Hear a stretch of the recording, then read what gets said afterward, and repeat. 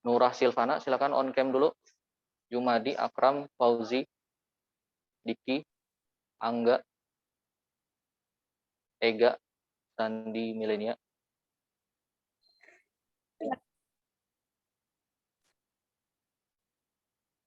Acara tidak akan dimulai kalau Anda belum on cam ya. Ini penting untuk dokumentasinya. Revika, Awalia, silakan. Nia Campakasari.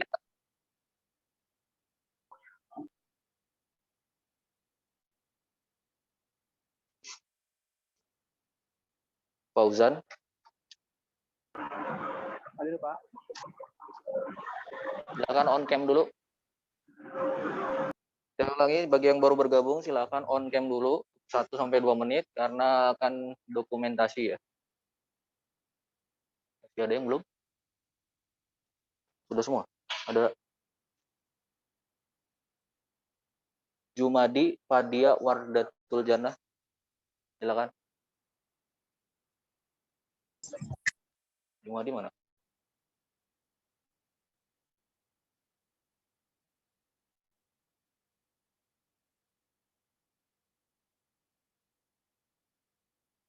Fadia ada di tempat? Ada, Pak. Ini sinyalnya. Ya, silakan on cam dulu. Jumadi mana? Iqfar, Nida.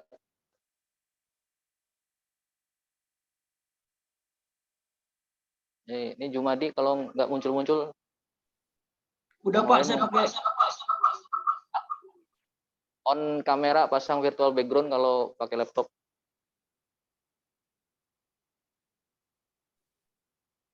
Sudah belum? Belum muncul soalnya. Ini pakai 2 server, Pak. Oke, silakan disiap-siap dulu ya, Mas Safar, tolong di screenshot ya dokumentasi. Saya kasih hitungan.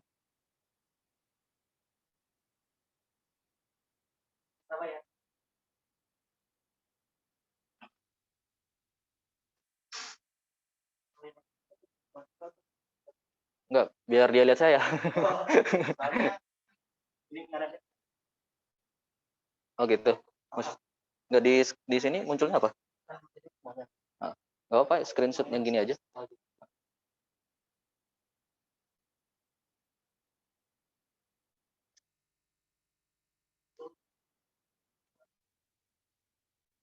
Bentar dulu. Saya biar ada di itu.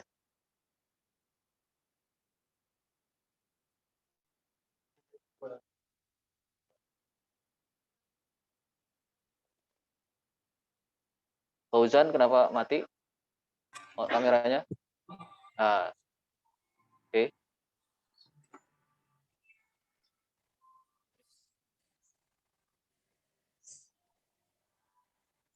Udah, dicek dulu hasilnya.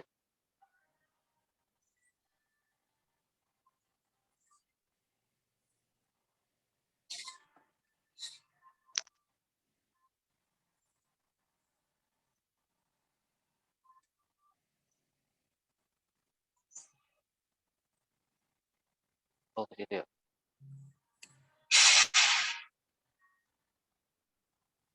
Baik, yang lain mohon di mute dulu mikrofonnya.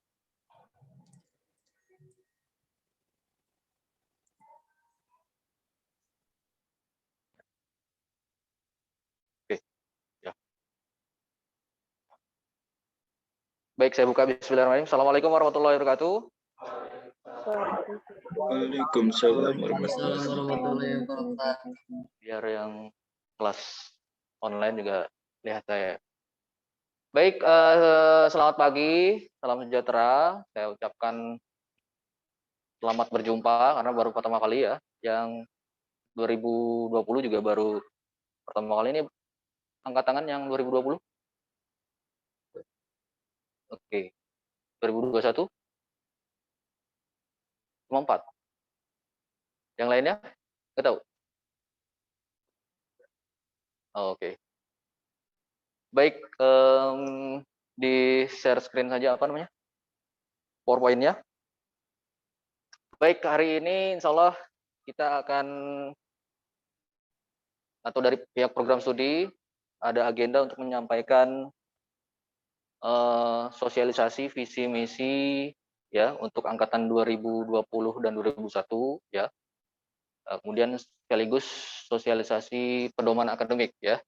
Jadi pedoman akademik ini mulai berlaku sejak tahun 2021 ya.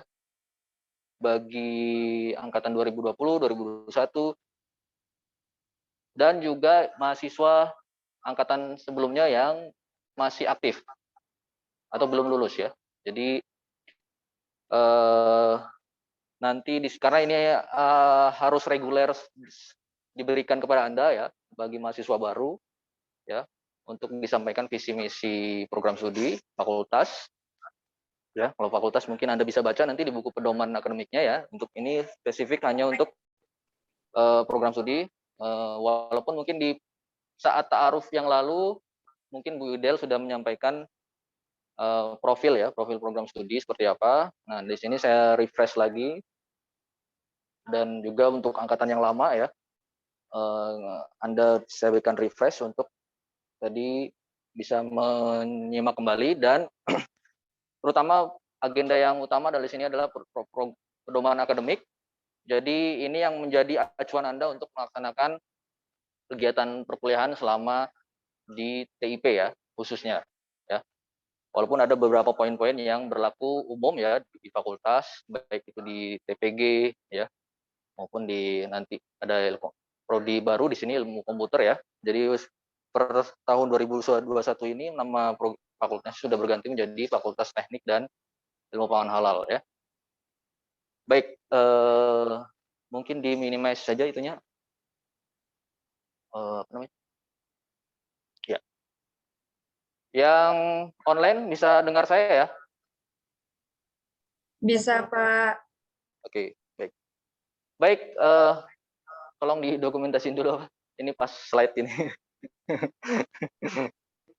Nah, sekarang giliran dokumentasi bagi yang di kelas ya. Tunggu 1 menit.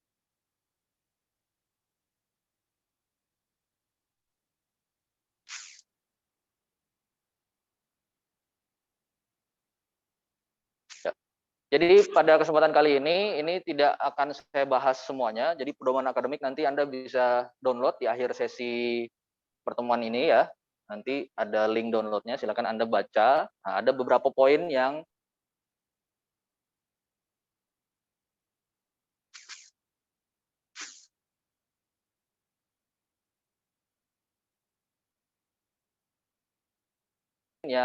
menjadi penting bagi Anda untuk Anda ketahui ya.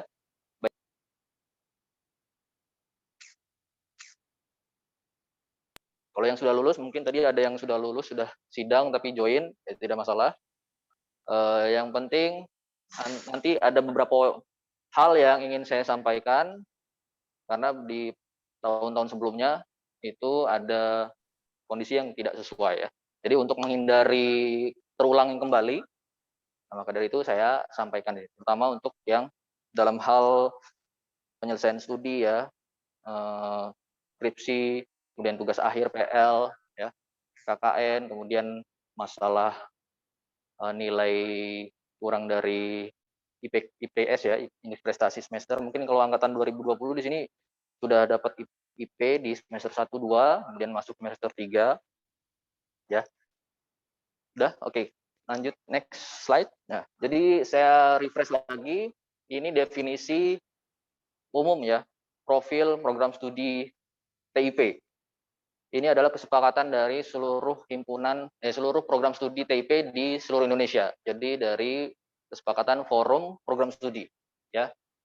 Jadi ada kata kerja yang di highlight di sini, yang ditebalkan, ya. Jadi mulai dari merancang, ya, mengembangkan, melaksanakan, mengendalikan, mengevaluasi, memperbaiki, ya. Jadi itu banyak kata kerjanya ya. Mulai dari merancang sampai Anda bisa memperbaiki ya sebuah sistem agroindustri berkelanjutan. Berkelanjutan di sini artinya sustain ya, terus menerus. Tidak dengan mempertimbangkan kontinuitas bahan baku dan keadaan lingkungan ya, ramah lingkungan. Nah, melalui aspek teknologi proses, rekayasa sistem, manajemen industri, dan lingkungan. Ya. Jadi seluruh mata kuliah yang Anda ambil di TIP, ini ruang lingkupnya mulai dari teknologi proses, rekayasa sistem, manajemen industri, dan lingkungan, ya, manajemen lingkungan. Nah, tujuannya apa? Untuk meningkatkan nilai tambah sumber daya berbasis hayati.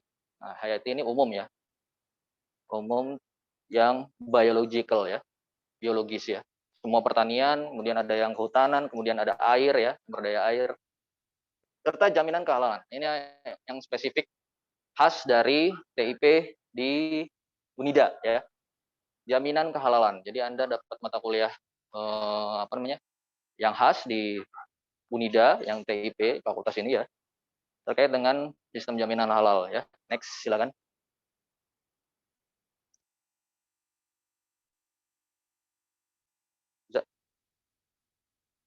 Ya. Profil lulusannya ya, ada manajer, supervisor sistem, supervisor proses, dan pelaku usaha. Ya. Jadi ini yang kami arahkan Anda semua ke ketiga hal ini. Anda bisa pilih mau menguasai sistem di industri, atau rekayasa prosesnya ya, teknologi proses, pengolahan, atau menjadi entrepreneur ya, pelaku usaha agroindustri, CEO ya. Nah, kemudian gelar lulusannya masih sarjana teknik ya. Mungkin ada wacana untuk ada perubahan lagi kembali ke STP ya. Mungkin nanti menunggu arahan dari universitas ya.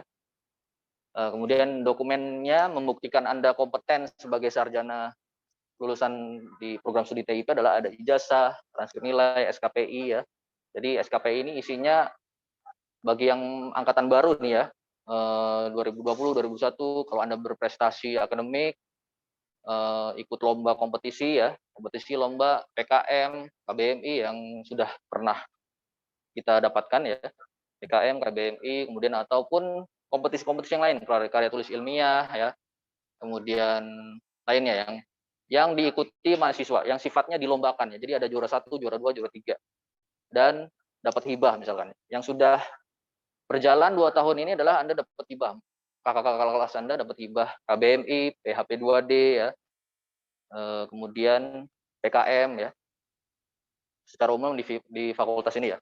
Kemudian, nah isi-isinya keraihan capaian Anda itu nanti dimasukkan di dalam SKPI, masuk keaktifan Anda di himpunan mahasiswa atau organisasi eksternal ya. Kalau Anda bisa membuktikan, nanti dimasukkan ke situ. Kemudian organisasi UKM di lingkungan kampus ya, BEM, nah itu dimasukkan ke situ. Kemudian sertifikat kompetensi auditor halal internal ya. Jadi ini diberikan saat Anda lulus ya. Nanti ada pelatihan termasuk sertifikasi auditor halal internal, dan itu biayanya ada di luar SPP ya. Jadi nanti itu opsional bagi Anda ya, bagi yang mau ikut silakan. Kemudian ada sertifikasi juga JMKP, jaminan mutu dan keamanan pangan ya. Nah, kalau Anda mau ikut silakan, dikasih opsional dan ada biaya sendiri. Ya, untuk menambah dokumen atau membuktikan bahwa Anda kompeten di bidang itu ya, terutama di keamanan pangan dan kehalalan. Next, silakan Mas Safar. Nah, struktur kurikulum, karena sejak 2018 kita berbasis teknik ya, engineering ya. Jadi kurikulumnya secara umum ini Anda bisa melihat pembagiannya ya. Matematika dan sains itu 21%, dan ilmu dan teknologi rekayasa ada poin 2, 3, dan 4 ini. Teknik dan eksperimen berbasis masalah, teknologi informasi dan komunikasi itu 57%. Jadi bisa Anda lihat 50%-nya itu ke arah teknik ya. Hitungan, matematika. Jadi kalau Anda di sini, beberapa kuliah saya ada yang menyampaikan, Pak, saya kurang jago hitungan, Pak. Ya mau nggak mau harus Anda hadapi ya kenyataan di sini ya. Anda harus kuasai kemampuan hitungannya ya, basicnya ya. Masalah Anda tidak suka ya itu memang dinamika ya. Anda harus hadapi itu. Karena memang itu yang disyaratkan untuk lulus dari TIP ya. Jadi banyak yang dulu juga pindah dari TPG ke TIP, katanya banyak kimianya di TPG. Ya di TIP lebih banyak matematikanya, mau yang mana? ya. Jadi dalam 5 tahun atau 6 tahun saya terakhir di sini ya, dinamikanya seperti itu. Ada yang mau pindah dari TIP ke TPG karena alasan misalkan terlalu ada fisikanya, matematikanya pusing Pak, pindah ke TPG. Di TPG ada kimia, biologi, mikrobiologi, ya. Yang dari TPG pindah ke TIP juga sama, alasannya karena nggak suka kimia, mikrobiologi, biologi, ya. Ya itu pilihan Anda ya, tapi Anda harus hadapi ketika Anda sudah masuk program studi ya, Anda harus hadapi ya. Nah, ini Anda bisa lihat seperti ini struktur kurikulumnya 149 SKS untuk kurikulum 2018 sampai saat ini ya, angkatan Anda. Next, silakan. Nah, tes wajib ada 138, 11 wajib Unida ya, PPKN, Bahasa Indonesia, kemudian Agama, Pendidikan Kampus Bertauhid itu ada 11. Nah, totalnya 149 SKS. Next. Nah, ini profil lulusan nanti Anda bisa baca di pedoman akademik ya. Next.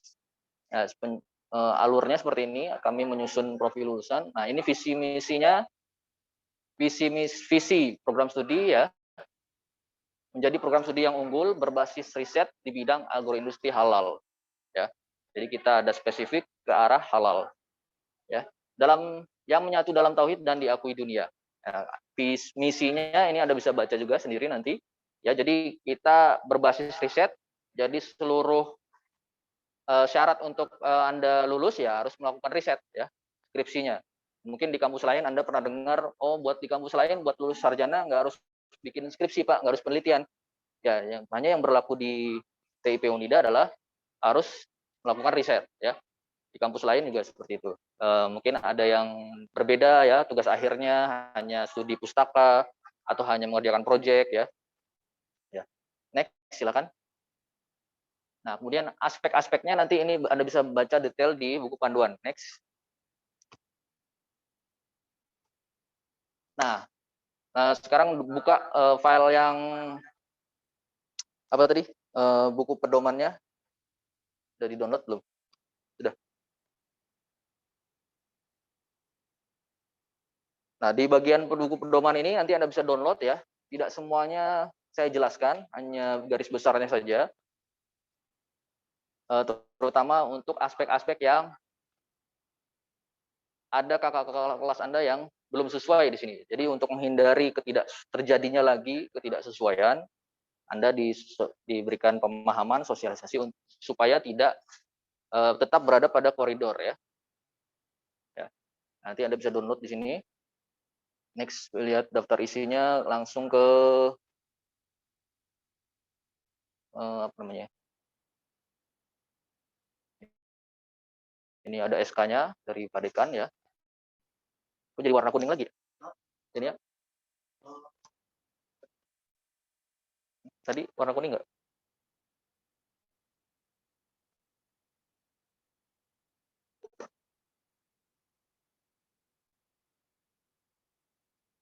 Coba nggak usah pakai konverter apa?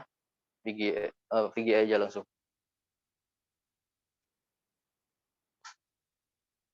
Baik, mungkin yang online atau yang di kelas ini sambil menunggu, saya tanya jawab dulu untuk ada yang ingin ditanyakan mungkin. Yang online, yang di sini. Yang angkatan 2021, tadi ada yang baru datang, angkat tangan. Angkatan 2021 yang ulangi lagi, angkat tangan. Nah, 1, 2, 3, 4. Nah, tadi kayaknya 5. Tadi yang baru datang berarti 2020? Oh, 2020. Bentar, sambil nunggu saya ambil catatan dulu ya. Nah, bagi yang ingin bertanya silakan bertanya.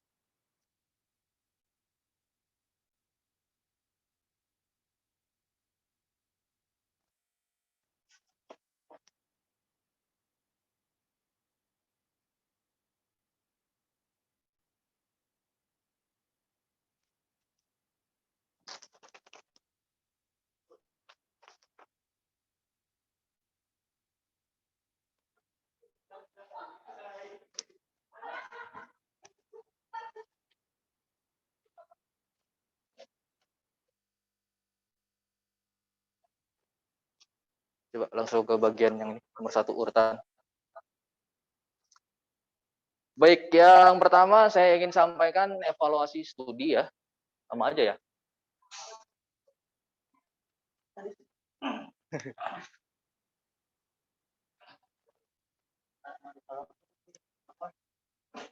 Udah nggak apa-apa. Yang lain yang penting di sini lihat ya. Yang di online bisa lihat ya.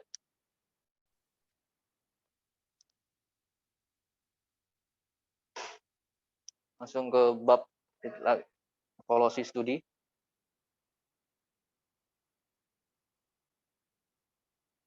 Nah, di sini Anda bisa baca profil lulusan, ya, capaian pembelajaran, struktur mata kuliah, evaluasi hasil belajar bab 4.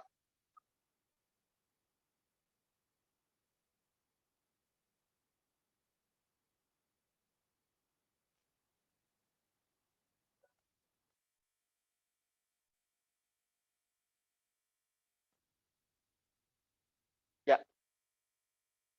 Baik.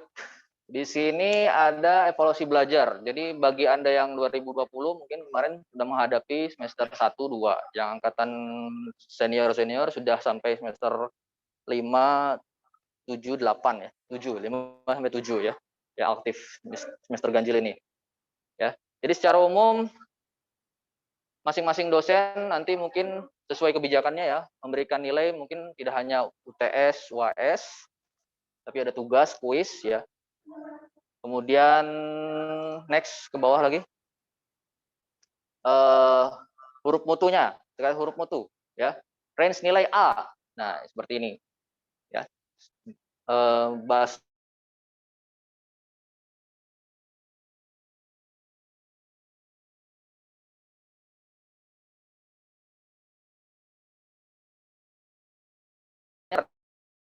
bervariasi. Cek suara saya masuk ya. Bisa bervariasi tergantung kebijakan dosen masing-masing dan melihat sebaran nilai dengan di antara mahasiswa lainnya ya di kelas itu.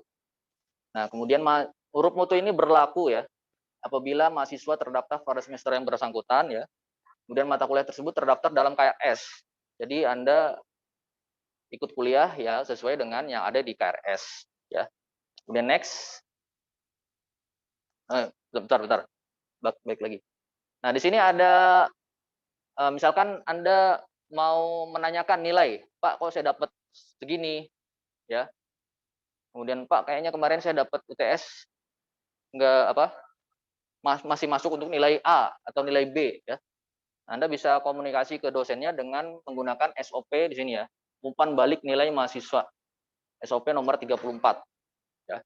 Itu ada SOP-nya. Jadi, nah pengalaman saya ini kalau menjelang inputan nilai, biasanya mahasiswa pada sering WA ya. Pak, kok saya dapat segini, Pak? Nah, Anda lalui dulu SOP-nya ya. Biasakan untuk temui dosen langsung. Janjian, Pak. Jangan bertanya di WA, kenapa saya dapat nilai segini, kenapa saya dapat nilai segitu, ya. Jadi usahakan Anda janjian sama dosen, Pak, saya mau ketemu Bapak, mau menanyakan nilai, seperti itu, ya. Itu prosedur yang kami harapkan Anda lakukan ya. Jangan terbiasa untuk nanya via WA, Pak nilai saya ini. Kalau ada 10 orang yang bertanya harus dilayani 10-nya. Ya. Mendingan Anda janjian sama teman-teman ya. Kemudian janjian sama dosen, nah ketemulah bareng-bareng 8 orang itu atau 10 orang itu. Jangan masing-masing japri dosen ya. Karena enggak akan sangat apa ya?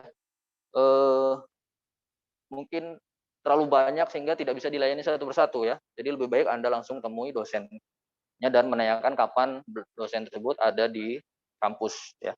Next. Berikutnya apa nih?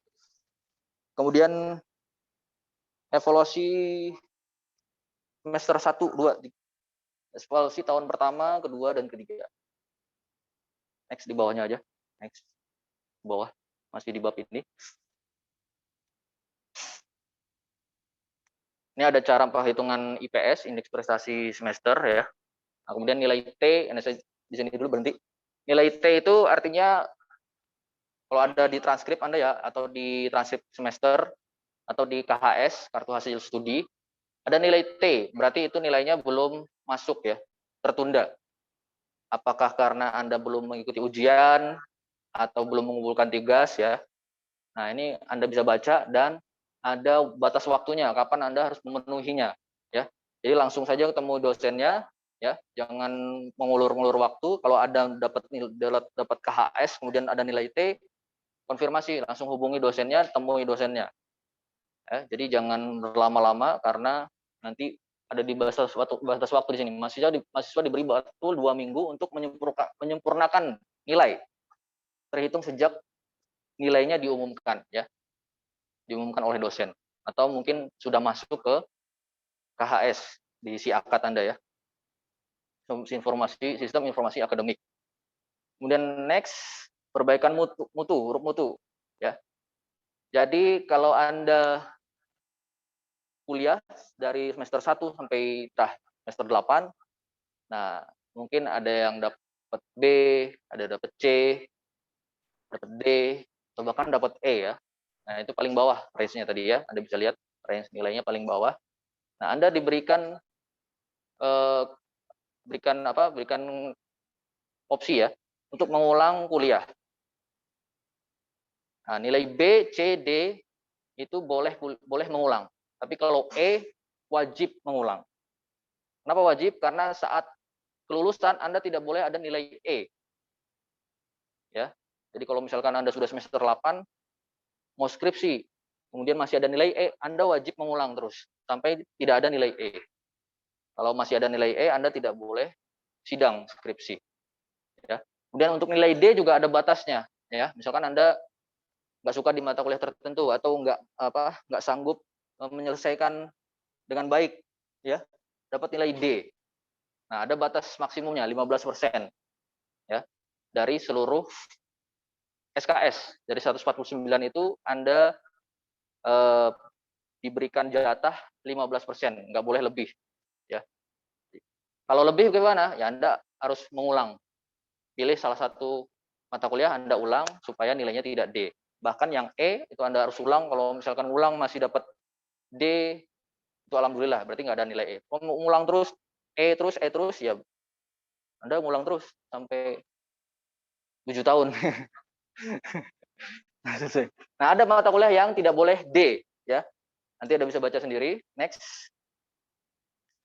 Kemudian next, ini ya, penentuan beban studi, hitungannya seperti ini. Nanti jadi kalau Anda saat mengisi si akad, Pak, kok saya cuma bisa ngambil 21 SKS, alasannya adalah karena IPS terakhir ya. Ya.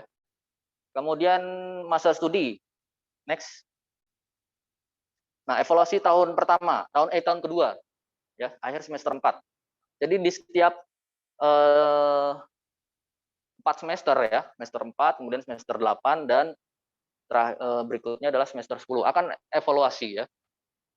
Dari pembimbing akademik, ya Anda masing-masing dapat pembimbing akademik dan nanti di rapat program studi akan ditanyakan pembimbing akademiknya ya. Gimana mahasiswa ada yang dapat di bawah 2 IPK-nya, IPK ya, bukan IPS ya. Indeks prestasi kumulatif ya. Jadi gabungan keseluruhan indeks prestasi dari semester 1, 2, 3 dan seterusnya. Nah, di semester 4 ini akan dievaluasi. Kalau Anda dapat IPK ya masih lebih dari 2, ya masih boleh terus melanjutkan. Tapi kalau udah di bawah 2 akan diberikan surat peringatan ya. Karena minimum untuk lulus S1 itu tidak boleh kurang dari 2,00 IPK-nya. Ya, karena di angkatan sebelumnya juga pernah ada yang terjadi seperti ini ya. Jadi sampai semester 4 dia IPK-nya di bawah 2 dan total SKS-nya belum sampai 40 SKS. Artinya mungkin semester 1 dia dapat IPK di bawah 2, IPS di bawah 2. Semester 2 dapat IPS di bawah 2 juga. Sampai semester 4 terus dapat nilainya DE gitu ya. Ada yang terjadi seperti itu di TIP ya. Nah, saya berikan highlight di sini supaya tidak terulang lagi ya.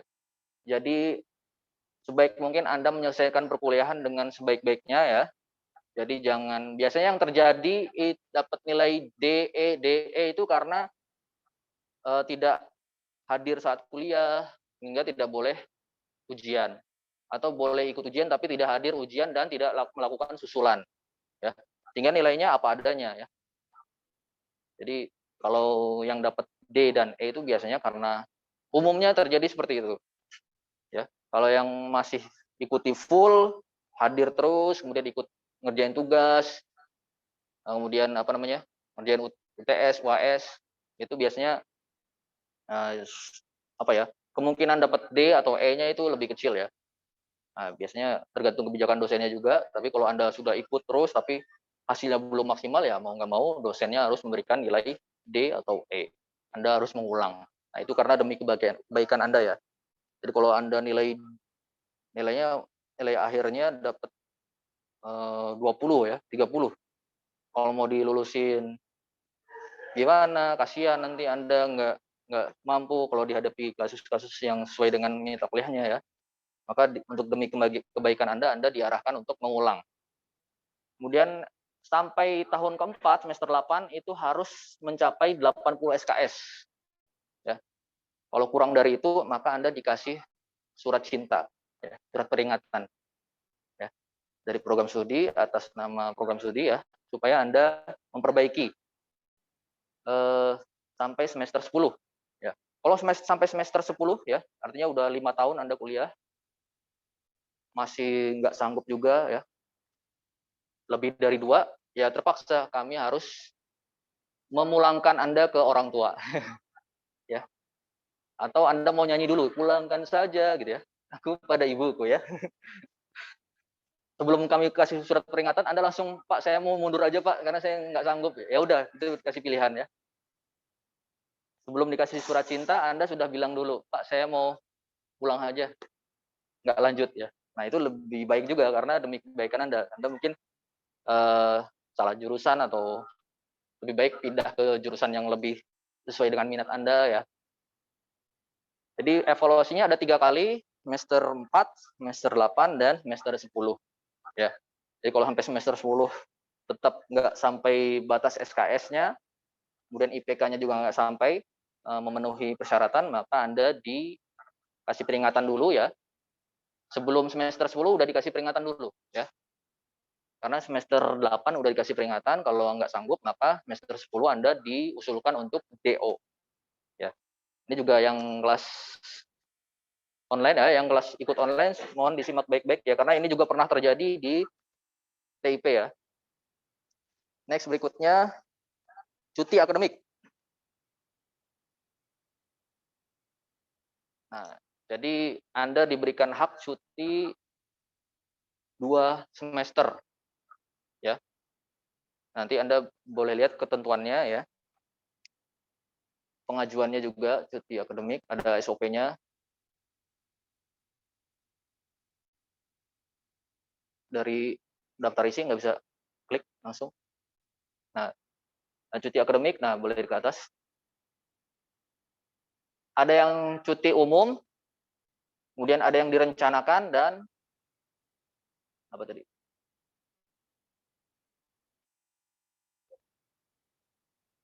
Mana? Ke atas, cuti akademik ya. Ada umum, kemudian direncanakan, dan yang ketiga, bawahnya lagi, next, bawah. Cuti akademik tidak direncanakan. Misalkan Anda kena musibah ya, ya. Misalkan Anda dapat musibah, kecelakaan, sakit yang durasinya lama sampai dirawat di rumah sakit dalam waktu yang lama ya. Dan itu yang masuk ke alasan khusus dan tidak ada. Atau alasan khusus misalkan Anda tiba-tiba dipanggil presiden, saya tugaskan kamu ke Papua. Ini surat tugasnya. Nah, itu cuti alasan khusus ya. Atau untuk yang kelas sore misalkan ya, kelas sore yang bekerja, ternyata Pak saya kalau yang PNS mungkin ya, kebanyakan yang PNS. Kalau di Unida kebanyakan yang polisi ya, polisi yang kuliah di Fakultas Hukum, ini cuti alasan khusus ya. Dia harus mengamankan Papua dari kriminal bersenjata misalkan ya. Nah, dia harus pergi ke Papua dan selama durasi waktu 1 tahun mungkin ya. Nah, itu diberikan cuti alasan khusus tadi. Nah, untuk Anda mungkin yang kelas reguler pagi sore biasanya cuti umum dan cuti yang tidak direncanakan biasanya karena tadi musibah ya. Kemudian next, pindah prodi, pindah kelas. Anda masih diberikan hak untuk pindah prodi 1 kali saja. Baik satu fakultas maupun lain fakultas masih dalam universitas ya. Kalau lain universitas berarti Anda keluar. Pindah prodi lain universitas, oh berarti Anda keluar, silakan. Go. Bikin surat pengunduran diri ya. Itu prosedurnya mengundurkan diri. Tapi kalau Anda pindah prodi ada SOP-nya. Kemudian pindah kelas juga hanya 1 kali ya. Misalkan Anda dari kelas pagi ke kelas sore, boleh pindah ya. Misalkan yang kelas pagi, Pak saya mau pindah ke kelas sore karena saya sambil bekerja. Nah, dikasih kesempatan 1 kali. Kalau dari sore terus mau pindah lagi ke pagi nggak boleh. Berarti harus begitu juga sebaliknya dari kelas sore mau pindah ke kelas pagi karena Pak saya ternyata sedang nggak bekerja, saya ingin ambil full time kelas pagi saja. Itu boleh 1 kali saja. Kemudian pindah kelas perkuliahan. Itu ada SOP-nya, silakan Anda cek masing-masing SOP-nya. Bukan atas. Pindah kelas perkuliahan. Di sini. Pindah kelas yang kedua adalah pindah kelas perkuliahan. Jadi misalkan Anda hanya untuk mata kuliah tertentu ya. Dan itu jika dosen pengampunya berbeda. Misalkan saya ambil pegang mata kuliah mesin peralatan pagi dan sore. Nah, kalau yang misalkan yang pagi saya, kemudian yang sore dosen lainnya, maka Anda harus menempuh SOP ini nomor 23. Ya. Jika Anda ingin pindah, misalkan mau ambil kelas pagi, Pak. Ya. Tapi untuk dalam jangka waktu 1 semester ya, untuk mata kuliah itu. Nah, diperbolehkan pindah kelas perkuliahan saja. Ya. Tapi kalau hanya misalkan Pak, saya mau beberapa pertemuan karena kelas pagi nggak mau nggak bisa ikut, kemudian Pak saya kemarin nggak bisa ikut kelas pagi, saya ingin pindah ke kelas sore untuk pertemuan berikutnya. Ya itu kebijakan dosen masing-masing, Anda harus lapor ke dosennya. Ya. Tapi kalau pindah kelas perkuliahan dalam 1 semester, karena itu tugas ujian itu semua dilaksanakan di kelas itu, jadi harus dosen yang sama ya. Artinya harus kalau dosennya berbeda, Anda harus tempuh prosedur seperti ini. Kalau dosennya sama, misalkan saya pegang kuliah kemarin manajemen dasar ya, pagi sore saya pegang. Kalau Anda mau ikut dari pagi, misalkan ingin ikut yang kelas sore, boleh langsung ikut saja, tinggal izin ke dosennya, karena dosennya sama. Kalau dosennya berbeda, berarti Anda harus ikuti SOP yang nomor 23 ini. Ya. Kemudian apa nih? Tata tertib ya. Tata tertib di sini saya masukkan tata tertib perkuliahan dan ujian. Ya. Secara umum Anda bisa baca di sini. Mulai dari berapa maksimum Anda terlambat ya. Kemudian dari kalau tidak hadir bagaimana ya. Di sini dituliskan kalau Anda tidak hadir dengan surat keterangan ya, sakit atau dapat tugas dari kemahasiswaan ya. Misalkan dari kampus Anda didelegasikan untuk ikut seminar atau apapun itu ya. Yang sifatnya penugasan dari program studi, fakultas atau universitas. Nah, itu status kehadirannya Anda izin ya. Dengan menunjukkan dokumen resmi ya. Tapi kalau alasannya bekerja, Pak, saya kena misalnya biasanya kelas sore ya. Pak, saya nggak bisa hadir karena masuk shift, Pak. Ya itu tergantung kebijakan dosennya, mau dikasih izin atau dikasih alpa, absen ya.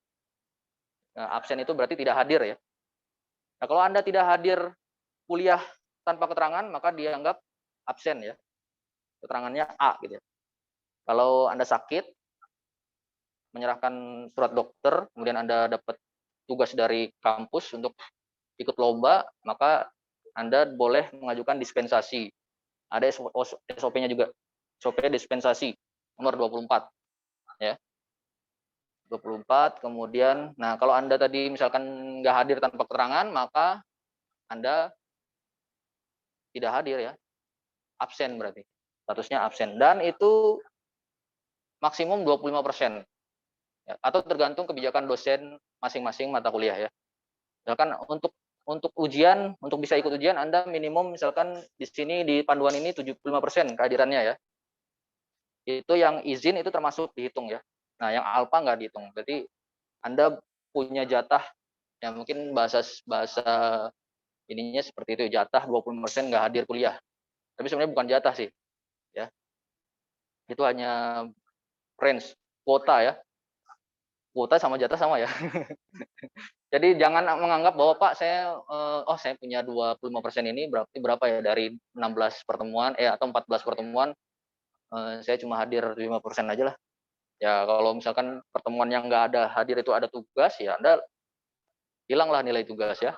Ya. Atau mungkin dosennya ngasih kebijakan kalau nggak hadir hari ini berarti tidak dapat nilai, tidak ada nilai kuis. Ya Anda hilangkan nilai kuis ya. Yaitu mengikuti kebijakan dosen masing-masing. Nah, jumlah kehadiran ini kalau kurang Anda tidak boleh ikut UTS dan UAS ya. Kalau misalkan tadi di UTS Anda kurang dari 75%, Anda nggak boleh ikut UTS, kemudian saat menjelang UAS Anda kurang dari 75% juga, Anda nggak boleh ikut UAS ya. Nah, itu udah kurang satu pertemuan saja Anda nggak boleh ikut ujian ya. Nah, itu kebijakan dosennya boleh susulan atau sama sekali tidak boleh ikut ujian. Nah, itulah yang calon-calon dapat nilai D dan E ya, yang seperti itu. Kemudian tata tertib ujian Anda nanti bisa baca ya, harus membawa kartu ujian ya. Kalau nanti misalkan karena ini ujiannya masih via LMS, biasanya dari Bakua yang akan menentukan, karena kalau misalkan Anda belum lunas tidak bisa akses ya. Tapi kalau misalkan sudah back to normal ya, new normal, Anda ujian di kelas, Anda boleh ikut ujian kalau membawa kartu ujian. Nah, nanti bisa minta ke TU ya. Kemudian back to ini di tata tertib ada standar berpakaian rapi. PowerPoint saja. Ini mohon maaf yang suaranya masuk bisa di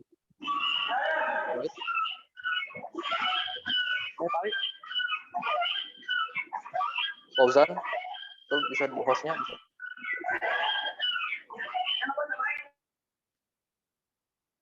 Ya. Di buku panduan itu standar berpakaian rapih ditulis kalimatnya ya. Rapih itu misalkan tidak boleh pakai kaos oblong, ya, dan tidak boleh pakai celana pendek. Nah, itu kalau dalam kalimat. Kalau dalam visual seperti ini ya. Ini sumbernya Universitas Indonesia, ya. Bagi yang berhijab, ya, pakai hijabnya ya berhijab ya. Tutup udah rapi lah kalau berhijab, standarnya rapi ya. Nah, kalau yang nggak berhijab ya pakai rok tidak boleh di bawah tidak boleh atas lutut.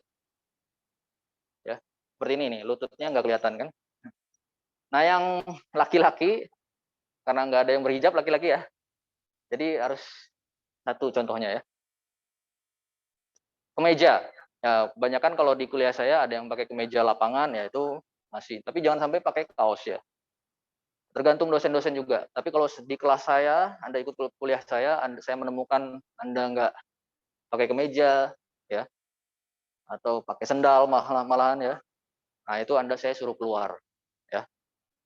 Jadi sebaiknya pakai seperti ini, rapih nih, ya, ganteng kan.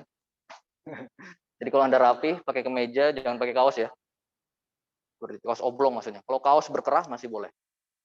Tidak boleh pakai sendal, celana pendek, kaos ya. Kemudian next, tata tertib berkomunikasi, ya, slide berikutnya. Melalui pesan singkat ya. Nah ini Anda bisa baca. Ya, jangan sampai Pak, saya mau bertemu Bapak hari Sabtu, apakah jam 10 bisa? Ya jangan begitu nembak langsung ya. Tanya dulu Pak, saya mahasiswa, tiba-tiba Pak saya mau bertemu Bapak jam 9. Anda nggak perkenalkan diri, siapa Anda, kan dosen nggak nyimpen nomor Anda semua ya. Ya, perkenalkan diri, kemudian jelaskan maksud dan tujuannya ya. Kemudian ajukan pertanyaan, tapi jangan kamu yang ajukan pertanyaannya ya. Kapan waktunya? Terkait waktu ya. Jangan, nih bahasanya bahasa kalian semua ya. Jangan kamu yang atur waktunya ya. Pak, saya mau ketemu Pak, apa jam 1 bisa? Ya jangan seperti itu. Tanyakan saja, Pak, saya ingin bertemu pekan ini ya. Kira-kira Bapak ada waktu kapan? Nah, kalau dosennya bilang, saya ada waktu hari Selasa atau hari Sabtu, ya udah Anda keep jadwal itu. Jangan Pak, jadinya jam berapa ya Pak? Lah, kadang-kadang dosen dinamikanya, kegiatannya bisa bervariasi ya. Pas janjiin spesifik jam 9 ternyata ada, tiba-tiba ada rapat ya. Nah, undangan rapat H-2 misalkan. Ya, jadi Anda datang saja hari Sabtu, Anda kosongkan waktu, atau hari Selasa Anda kosongkan waktu ya. Temui dosennya saat Anda melihatnya ya. Jadi Anda lihat ruangan, tungguin, nggak ada, Anda tungguin ya. Itu Anda harus rasakan ya. Karena di kampus-kampus lain, kampus negeri itu seperti itu, merasakan nungguin dosen, rapat belum selesai-selesai, ditungguin terus ya. Pas ada langsung buru-buru, Pak, saya izin masuk.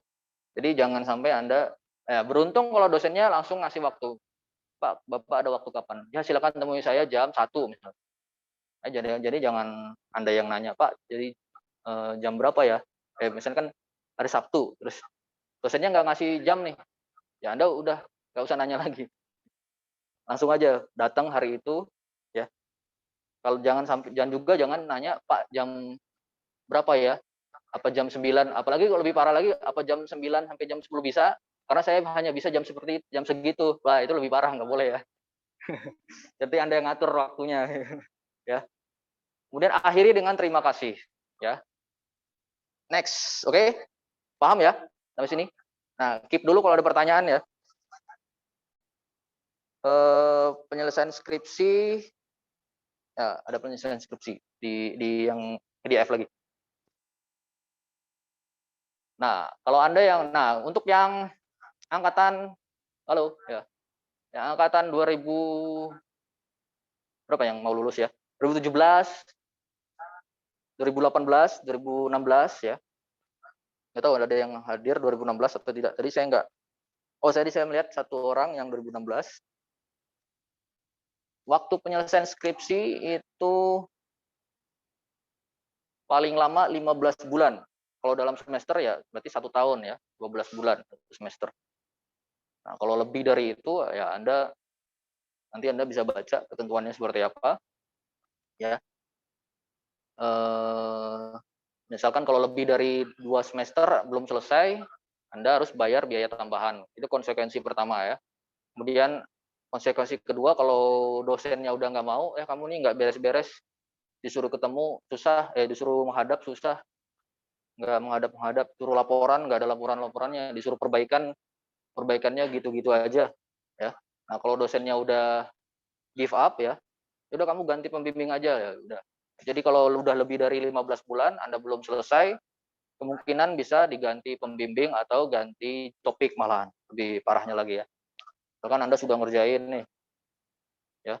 Nah, bersyukur kalau Anda dalam 15 bulan itu belum ngapa-ngapain.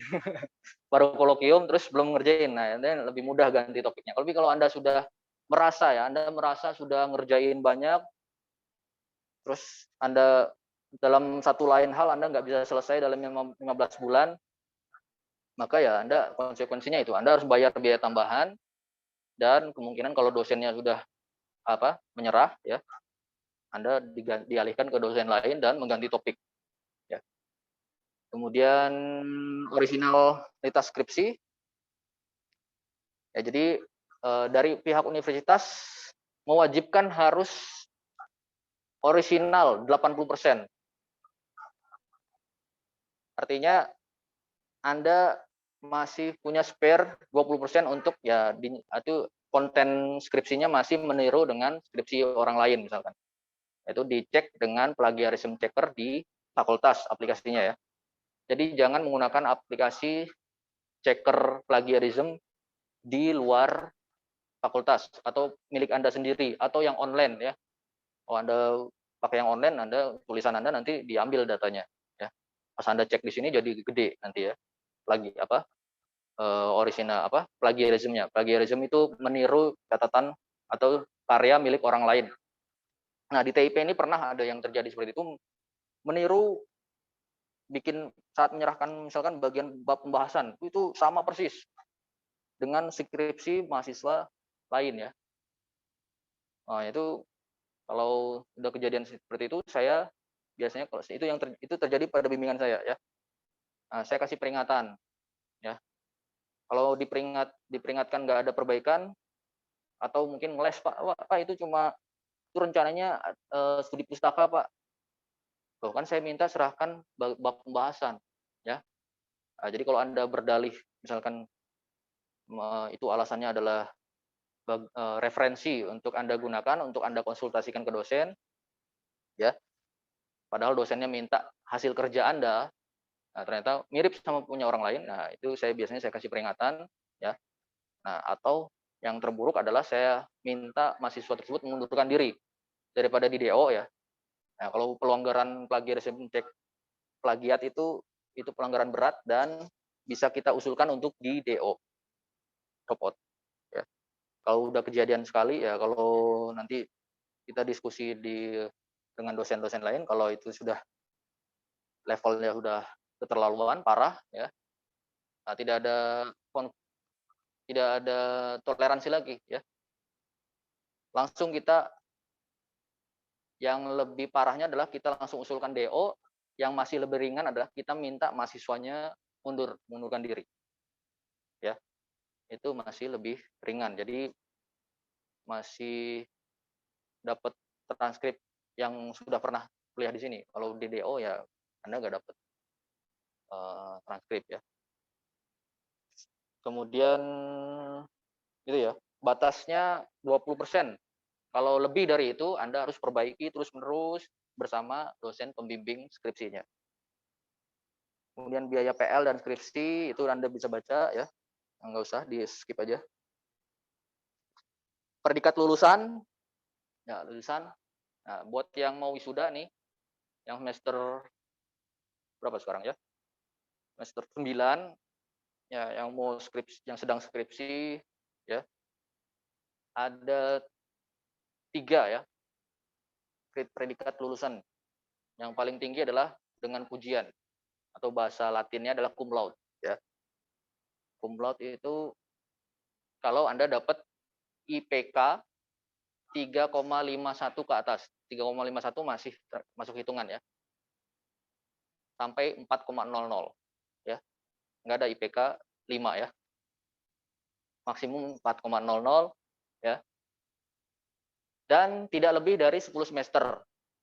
Ya, tapi kalau Anda dapat IPK segitu, kemudian kuliahnya 7 tahun ya, nggak dapat. Batal dapat cum laude ya. Tapi kalau masih di bawah 10 semester, itu masih dapat. Dan tidak boleh ada nilai C. Ya. Misalkan Anda dapat IPK 3,56. Ada satu nilai C, ya batal dapat cum laude ya. Turun kasta, jadi sangat memuaskan. Ya. Kemudian yang paling rendah adalah memuaskan, ya. IPK-nya antara 2 sampai 2,75. Nah, kalau di bawah 2 Anda apa kira-kira? IPK-nya di bawah 2? Pulangkan saja aku pada orang tuaku ya. Oke, itu. Kemudian renim ya. Yang terakhir adalah renim. Oh, kemudian ada bukan klasif, nanti Anda bisa baca aja baca sendiri ya. Ada lulusan terbaik dan tercepat ya. Nah, kalau Anda mumpung yang di sini masih semester 3 ya, semester 1 ya. Wah, saya ingin lulus cepat ya. Nah, lulus cepat itu paling cepat masih dinamikanya masih ada di kampus Unida ya. Jadi di bawah 4 tahun ya, atau hanya 7 semester Anda bisa selesai, itu cepat, paling cepat ya. Ya, karena di semester 7 masih ada perkuliahan di TIP ya. Nah, kalau Anda bisa selesai sampai akhir semester 7, Anda bisa berkesempatan dapat predikat lulusan tercepat. Ya. Kemudian lulusan terbaik itu ya tadi kalau di antara yang mau wisuda IPK Anda paling tinggi, maka Anda lulusan terbaik di program studi. Kalau dibandingkan dengan program studi lain di fakultas kita ya, maka Anda bisa jadi terbaik tingkat fakultas. Nah, kemudian dibandingkan lagi dengan seluruh mahasiswa di Unida, Anda bisa terbaik tingkat universitas. Ya, jadi berdasarkan IPK-nya, paling tinggi siapa. Ya, meskipun Anda tadi tadi mungkin ada batas semesternya ya, ada batas semester juga ya. Meskipun Anda nggak tercepat ya, Anda lebih dari 4 tahun. Ya. Semester 9 selesainya. Tapi kalau Anda IPK-nya 3,99, bisa jadi ya. Atau bahkan 4, Anda mutlak itu dapat. Nah, kalau ada 2 mahasiswa yang sama, dapat IPK yang sama, misalkan 4,00 atau bahkan 3,98 ada 2 orang ya, maka itu nanti dibahas di rapat senat universitas mana yang berhak menyandang predikat terbaik, lulusan terbaik ya. Kemudian sang renim. Nah, renim ini kalau Anda tidak selesai-selesai ya dalam 7 tahun, maka Anda diberikan pilihan untuk renim. Nah, prosedurnya Anda bisa baca sendiri di sini. Kemudian sanksi akademik, langsung ke sanksi akademik. Nah, saya berikan seperti saya beri highlight di bagian sanksi akademik ya, karena ini sudah banyak terjadi atau pernah ada kejadian ya, dan diharapkan tidak terulang lagi.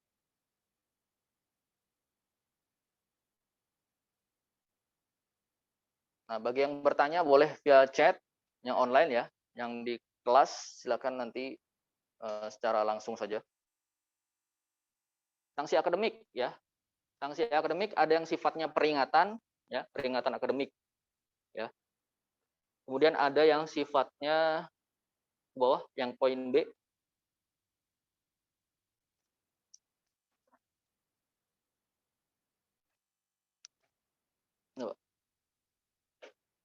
Nah, yang poin A tadi peringatan, kemudian yang poin B ini diberikan sanksi ya.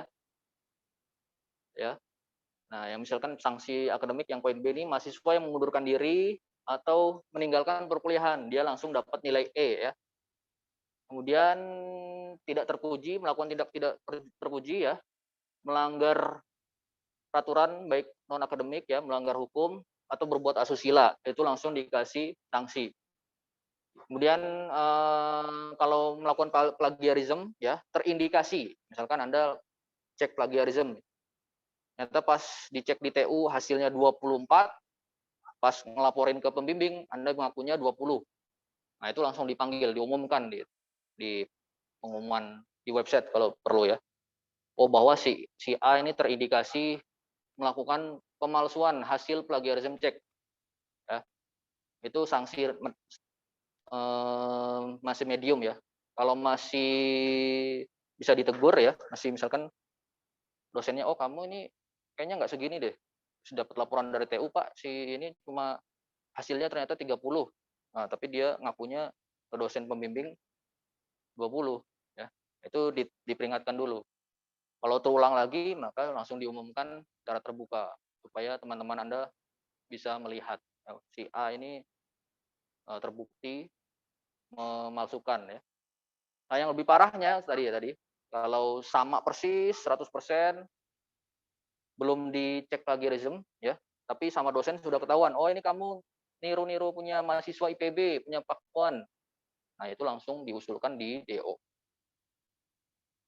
Dan ataupun kalau sudah nyatakan sidang lolos sampai sidang ya, skripsi sampai wisuda, nah dicabut gelar akademiknya.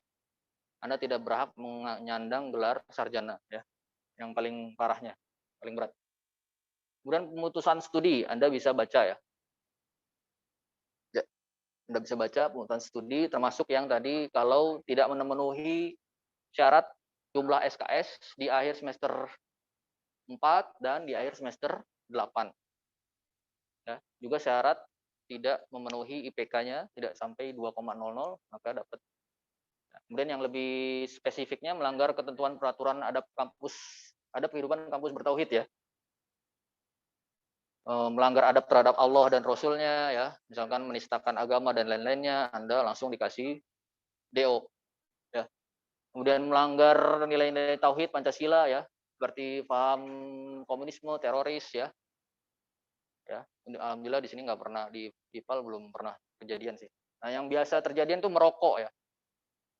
Nah, kalau Anda ketahuan ya, dulu juga pernah saya nemuin mahasiswa UKM tertentu ya, merokok di lingkungan kampus. Saya tegur, dianya malah arogan ya. Ya udah, akhirnya UKM-nya ditutup ya. Lambat laun kejadian terus, UKM-nya ditutup. Anda tanya saja UKM mana yang ditutup ya. Oke, saya rasa sudah cukup ya. Ada pertanyaan, saya beri waktu 12 menit. Silakan yang ingin bertanya di kelas ini atau di chat, ada nggak? Itu ada 2.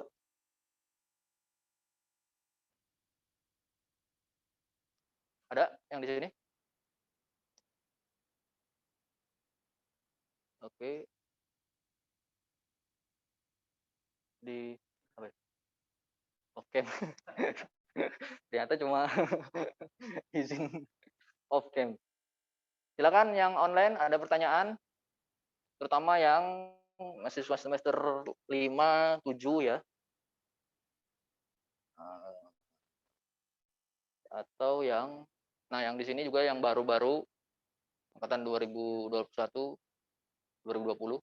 Ada pertanyaan? Sudah jelas ya. Nah, Anda tadi di PowerPoint coba ditampilkan PowerPoint.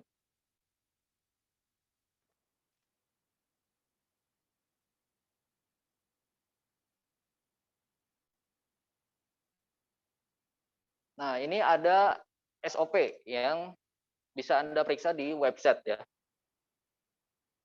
Jadi jangan ragu untuk melihat website. Di sana ada semua SOP, informasi akademik, SK, pengumuman apapun itu ada di website.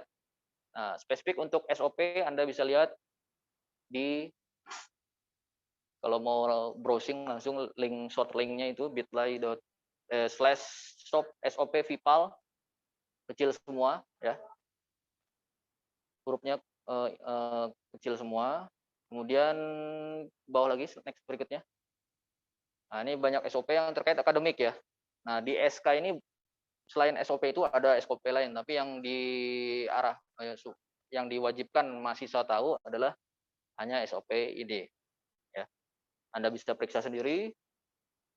Kemudian next, slide terakhir. Nah, ini kata Bung Hatta ya. Nah, jadi saya banyak menemui kasus ya mahasiswa tidak jujur ya mengerjakan tugas, tidak jujur memberikan laporan tugas akhir, PL, skripsi ya. Karena ada kejadiannya ya. Saya sampaikan di sini supaya Anda tidak melakukannya lagi ya. Karena sudah pernah kejadian ya, mahasiswa mengklaim itu laporan pembahasan skripsi, ternyata pas dicek 100% ya, 100% sama dengan punya mahasiswa lain.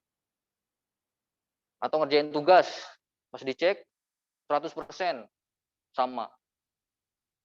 Atau bahkan dalam ujian tertulis nyontek.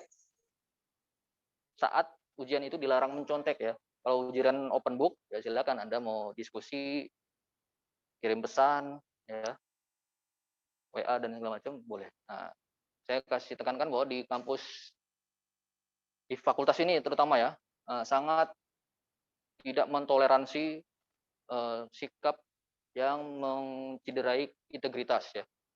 Karena menurut Bung Hatta seperti ini ya, Anda nggak bisa ngerjain soal, Anda bisa latihan terus supaya bisa.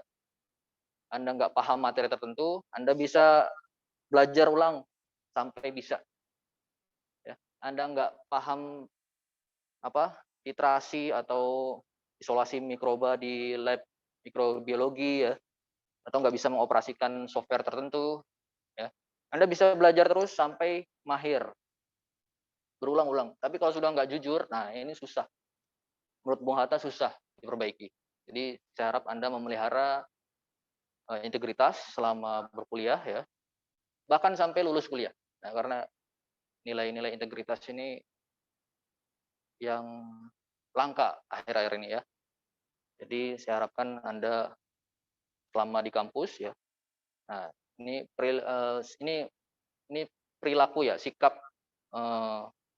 sikap yang biasanya dibiasakan dari keluarga ya. Nah, jadi kalau Anda nggak selesai pendidikan integritasnya di keluarga, ya nanti akan terbawa terus ya sampai di kuliah kah, di tempat kerja ya, di saat ngerjain project-project dari klien ya, saat Anda berwirausaha pun ya, integritas itu penting ya. Karena nggak bisa diperbaiki. Kalau udah nggak jujur, maka Anda akan berlaku tidak jujur lagi untuk menutupi ketidakjujuran Anda ya, terus-menerus seperti itu ya. Kemudian next, terakhir itu Anda bisa nanti, kalau tidak ada pertanyaan silakan, kalau tidak ada pertanyaan silakan Anda isi daftar hadir nanti di loket TU secara offline ya, manual. Yang online silakan akses short link itu untuk mengisi daftar hadir. Tadi dokumentasi sudah ya. Oke. Dan nanti di share di tadi apa, link download itunya.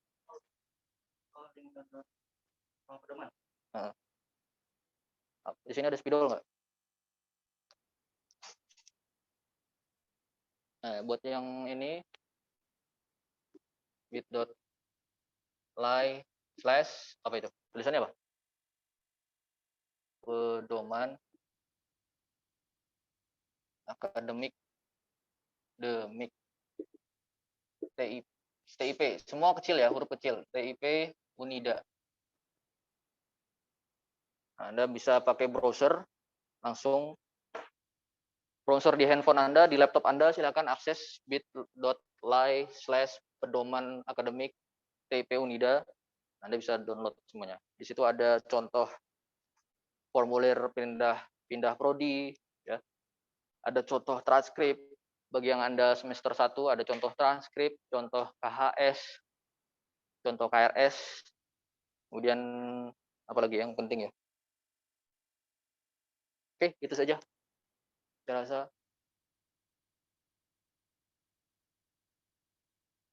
ada pertanyaan? Yang online? Cukup jelas? Yang di kelas cukup jelas? Ada suaranya? Jelas ya. Yang online ada? Apakah cukup jelas yang online? Cek. Jelas, Pak. Jelas, Pak. Oke, jelas ya. Baik, saya rasa cukup ya, karena sudah ada dokumentasi dan sudah di-record ya. Saya cukupkan perkuliahan lagi. Namanya sosialisasi hari ini ya. Terima kasih atas atensi Anda ya. Terima kasih bagi yang hadir sudah online ya. Nah, di surat undangan sudah saya informasikan jika tidak hadir ya, karena ini sifatnya wajib, maka ada konsekuensi yang harus Anda hadapi ya. Nah, itu tertulis di surat undangan ya. Baik, terima kasih bagi yang sudah hadir online atas perhatiannya ya. Kemudian yang hadir di kelas juga terima kasih atas perhatiannya. Saya tutup dengan lafaz hamdalah, alhamdulillahirabbil alamin. Assalamualaikum warahmatullahi wabarakatuh. Waalaikumsalam warahmatullahi wabarakatuh. Terima kasih, Pak. Terima kasih, Pak. Di daftar hadir, oh ya, di sini ya.